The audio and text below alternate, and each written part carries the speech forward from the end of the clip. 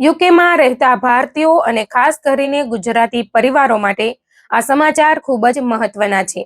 કારણ કે તમારી પાસે વિઝા છે એટલે તમે સંપૂર્ણપણે સુરક્ષિત છો એવું હવે માની લેવું ભારે પડી શકે છે. યુકે સરકાર દ્વારા ઇમિગ્રેશનના કેટલાક નિયમોમાં કરવામાં આવેલા નવા ફેરફારોને કારણે graduate visa, protection status, family visa અને સ્કાલ્પ અપ વિઝા પર રહેતા લોકોની સ્થિતિમાં મહત્વપૂર્ણ ફેરફાર થયો છે. સૌથી ચોંકાવનારી વાત એ છે કે આમાંથી કેટલાક નિયમો તમારા વિઝા, તમારા પાર્ટનરના સ્ટેટસ અને તમારા બાળકની યુકેમાં કાનૂની સ્થિતિ સાથે સીધી રીતે જોડાયેલા છે. એટલે જો તમે યુકેમાં સ્ટુડન્ટ વિઝા પછી ગ્રેજ્યુએટ વિઝા પર છો, તમારા બાળકનો જન્મ યુકેમાં થયો છે, તમે રિફ્યુઝી અથવા હ્યુમેનિટેરિયન પ્રોટેક્શન ધરાવો છો અથવા સ્કાલ્પ અપ વિઝા પર છો, તો આ સમાચારને અંત સુધી જરૂર સાંભળજો. કારણ કે શરૂઆતમાં સામાન્ય લાગતો એક નિયમ તમારી આખી ઇમિગ્રેશન સ્થિતિ પર અસર કરી શકે છે. સૌથી પહેલા વાત કરીએ ગ્રેજ્યુએટ વિઝા ધરાવતા માતા પિતાની. અત્યાર સુધી એવી સ્થિતિ ઊભી થતી હતી કે કોઈ વિદ્યાર્થી યુકેમાં પોતાનો અભ્યાસ પૂરો કરીને ગ્રેજ્યુએટ વિઝા મેળવે અને ત્યારબાદ ગ્રેજ્યુએટ વિઝા દરમિયાન તેના બાળકનો જન્મ યુકેમાં થાય તો બાળકના કાનૂની સ્ટેટસને લઈને મુશ્કેલી ઊભી થઈ શકે.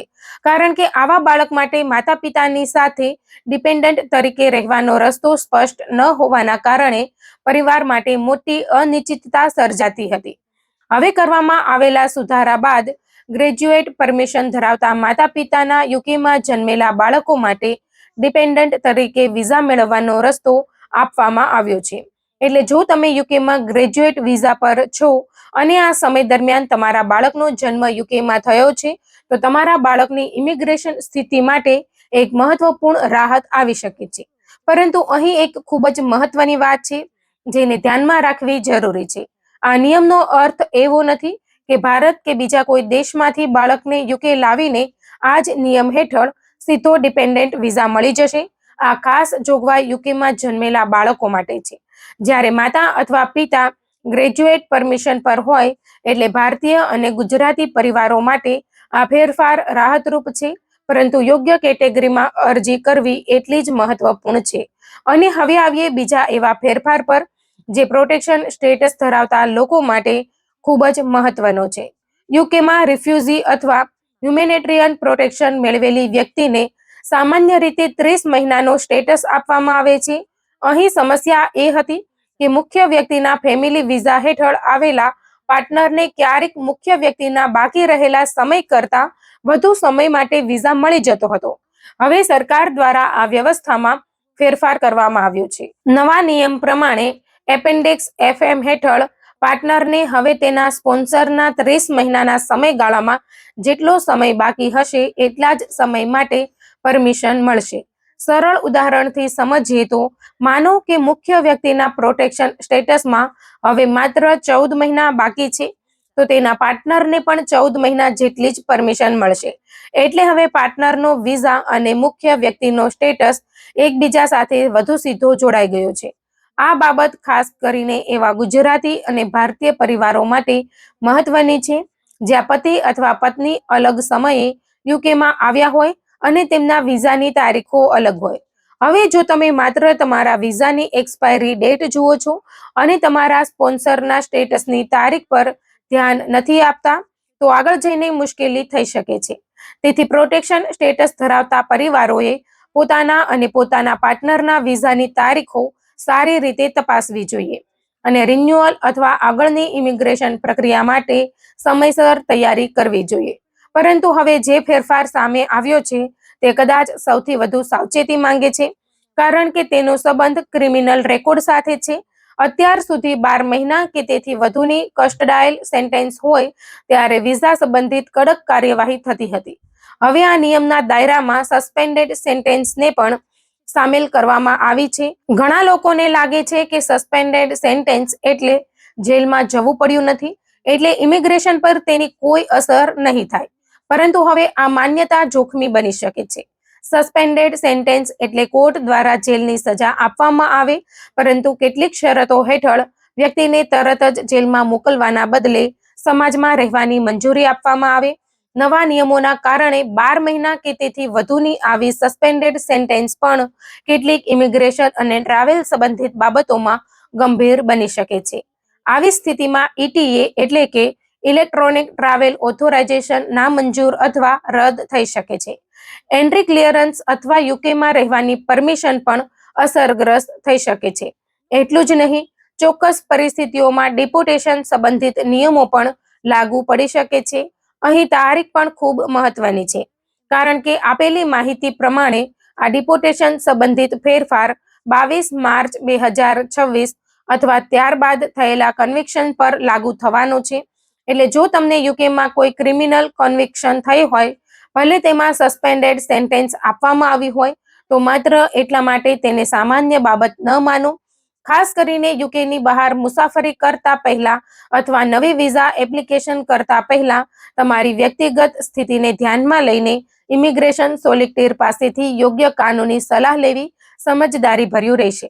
અને વાત અહીં પૂરી થતી નથી, કારણ કે આવી સજા કેટલીક વ્યક્તિઓને ચાઇલ્ડ સ્ટુડન્ટ માટે લિસ્ટેડ કરિયર બનાવવા માટે પણ અયોગ્ય બનાવી શકે છે.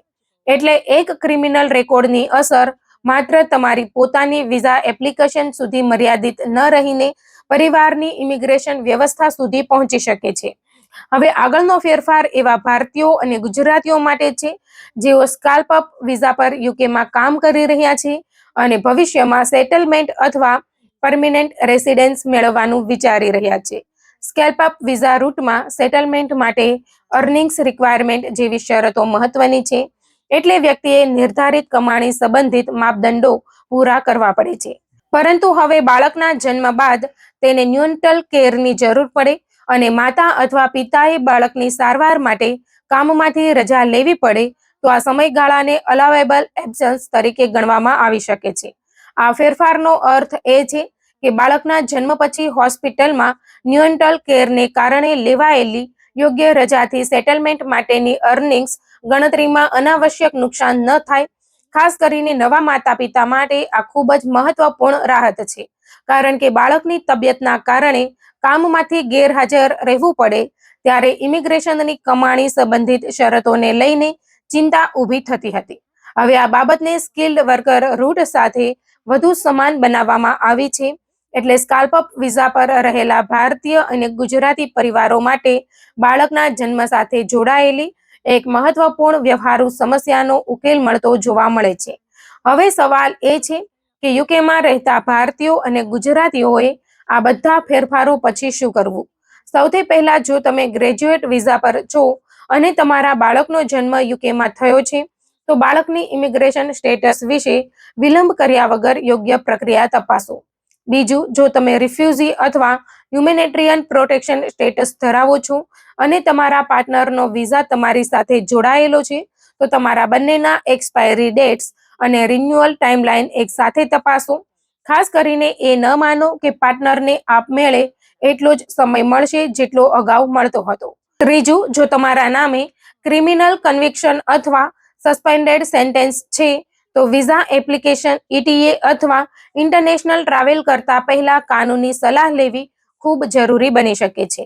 અને ચોથું, જો તમે સ્કેલ્પ અપ વિઝા પર છો અને બાળકના જન્મ પછી ન્યુનેટલ કેરના કારણે રજા લીધી છે, તો તમારા સેટલમેન્ટના દસ્તાવેજોમાં આ રજાનો યોગ્ય પુરાવો સાચવી રાખો અને સોલિસિટરને શરૂઆતથી જ આ બાબત જણાવો. મિત્રો, યુકેની ઇમિગ્રેશન સિસ્ટમમાં એક નાની તારીખ, એક ખોટી કેટેગરી અથવા એક ભૂલથી ભરેલી એપ્લિકેશન પણ ભવિષ્યમાં મોટી મુશ્કેલી ઊભી કરી શકે છે. એટલે માત્ર સોશિયલ મીડિયા પરની અધૂરી માહિતી કે કોઈ ઓળખીતીના અનુભવના આધારે નિર્ણય ન લો. તમારી વિઝા કેટેગરી, પરિવારની સ્થિતિ અને વ્યક્તિગત કેસ અલગ હોઈ શકે છે.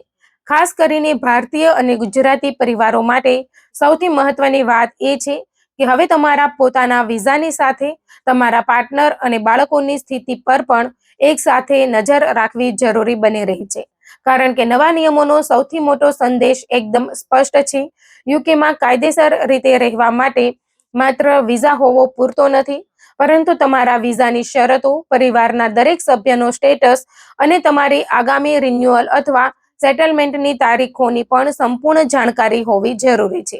આજે જે નિયમ તમને નાનો ફેરફાર લાગે છે, તે આવતીકાલે તમારા પરિવારના ભવિષ્ય માટે સૌથી મોટો નિર્ણય બની શકે છે. તેથી જો તમે યુકેમાં graduate visa, protection status, family visa અથવા સ્કાલ્પ વિઝા પર છો તો તમારા દસ્તાવેજો એકવાર ફરી તપાસો.